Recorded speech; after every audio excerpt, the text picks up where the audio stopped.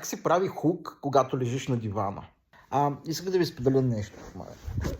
Проведох един разговор с едно момче, което живее в Хамбург. Свърза с мен във връзка с това как съм си адаптирал колата, какво съм направил, как съм кандидатствал. Ми разказа как той изкарал книжка в Германия, каква кола е карал. Всъщност той е карал бус. Става част от нашия разговор тук. Може да го видите. Причината, поради която правя това видео, е, че осъзнавам, че наистина хората имат нужда от съвети, от подкрепа, защото усетих, че има нужда да поговори с някого, сподели неговите трудности и аз да споделя своите трудности и затова аз как се справям в определени ситуации, как си качвам количката, затова той дали може да се прехвърля, защото стигнахме до момента, в който той знае, че аз си качвам количката сам, но на него ще бъде много по-удобно просто колата, която си вземе, да има адаптирана рампа или адаптиран обод, който да му прибира количката. Това супер много ме зарежда и супер много се кефе, че събирам такива хора,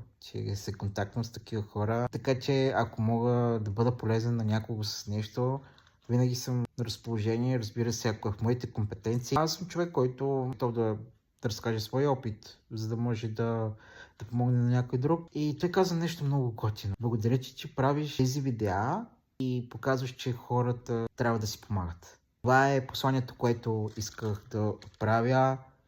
Хора, помагайте си. Ако някой има нужда от някакво съдействие и вие сте компетентен, помогнете му.